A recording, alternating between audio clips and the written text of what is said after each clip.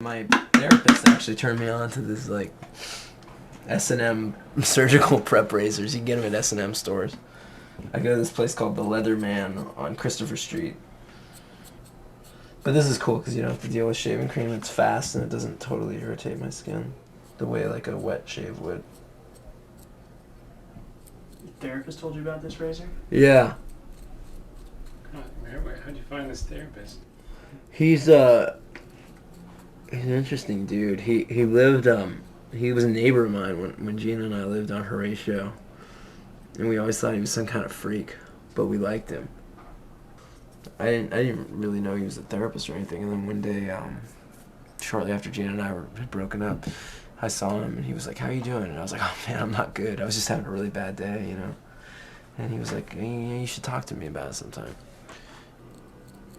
And I went into his like home office and he really like basically read me in about 20 minutes. He just like, bam, he just saw so many things that I was feeling and that I was going through, and I thought, God, this guy kind of gets it.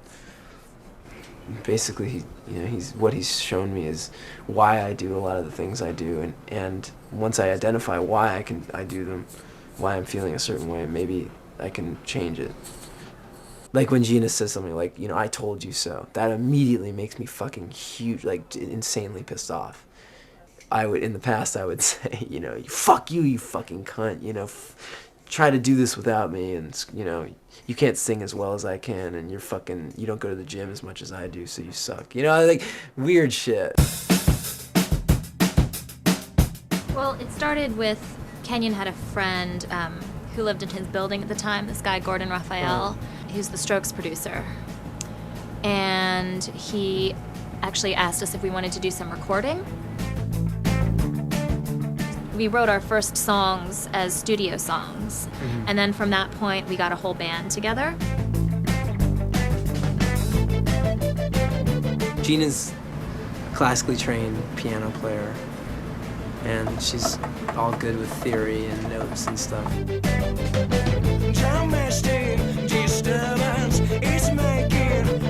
I basically had no musical talent, but I was an actor, and I used to do a lot of musical theater, which is why I'm so cheesy.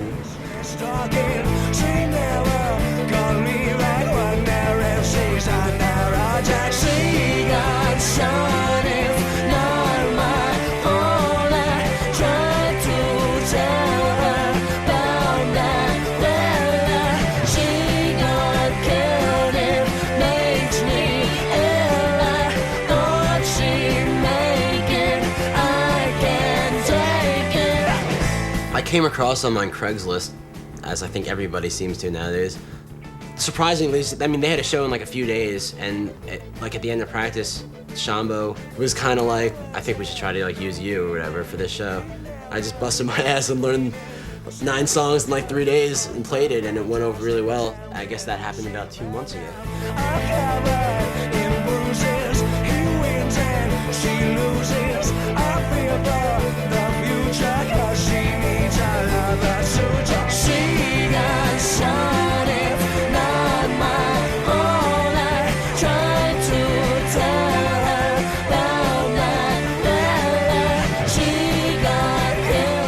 Happened quickly. I got along with them really well right away, and it was cool. And I thought, this is a great band. It'd be cool to add something to it. They had good songs and a good show, but there was something missing. And I thought that it'd be great to work with something like that, where there's a lot of potential, but they're not fully formed yet. Because I wanted to contribute my own ideas.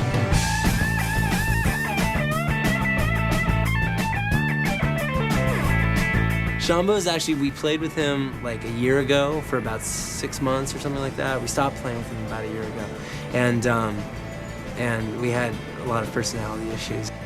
We all weren't on the same page. There was not a lot of equanimity about how the band should be run. And I felt like those guys were definitely younger and needed to figure out their way by themselves. She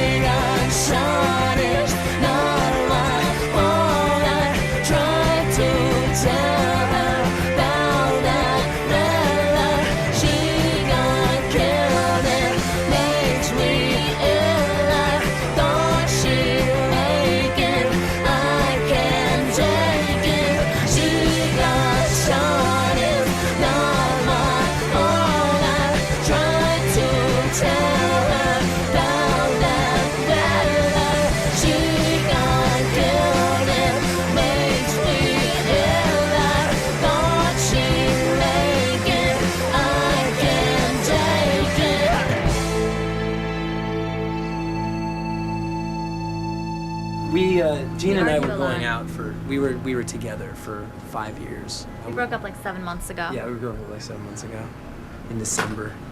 But the band stayed together. Yeah, so it was. it hasn't been easy. It's been really hard. We both really wanted it to work, and we both really valued the band. And I think we valued it more than our relationship. That was one of the problems. But it's, you know, inevitably still, I mean, it gets like really tense, and, you know, we'll start out having a musical disagreement, and it'll quickly, you know, become an emotional disagreement and like a full-on fight, like a relationship fight. It's almost like we're still involved in a way. I mean, as dysfunctional as that is, it kind of feels that way. Well, maybe you feel that way.